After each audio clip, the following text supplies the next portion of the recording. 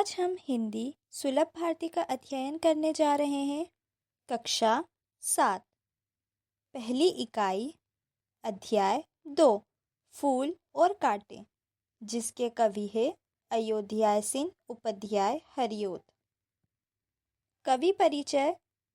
जन्म 1865 आजमगढ़ उत्तर प्रदेश। मृत्यु 1947।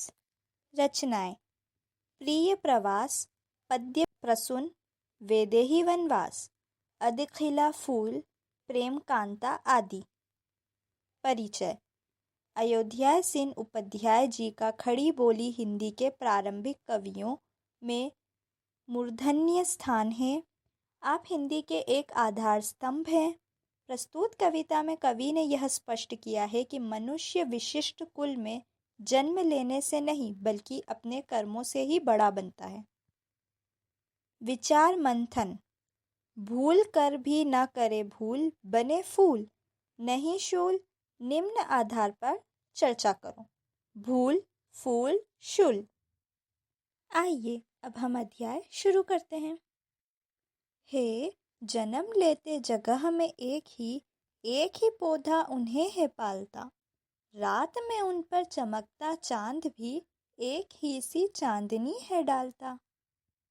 मेह उन पर है बरसता एक सी उन पर हवाएं है बही। हर सदा ही यह दिखाता है हमें, ढंग उनके एक से होते नहीं। छेद कर काटा किसी की उंगलियां, फाड़ देता है किसी का वरवसन। प्यार डूबी तितलियों के परकतर, भोर का है वेद देता श्याम तन। फूल लेकर तितलियों को गोद में, भोर को अपना अनूठा रस पिला।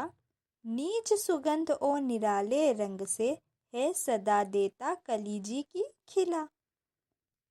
है खटकता एक सबकी आँख में, दूसरा है सोहता सुरसीस पर। किस तरह कुल की बड़ाई काम दे, जो किसी में हो बड़प्पन की कसर। सारांश।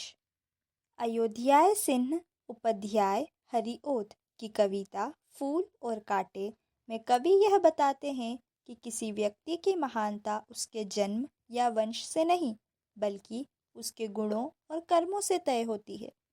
फूल और कांटे एक ही पौधे पर समान वातावरण में एक ही चांदनी और वर्षा से पनपते हैं, फिर भी उनके स्वभाव और कर्मों में अंतर होता है।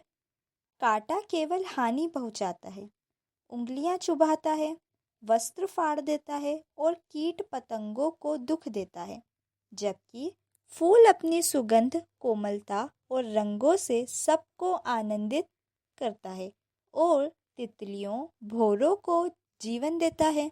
इसलिए लोग फूल को सजाते हैं और कांटे को नापसंद करते हैं।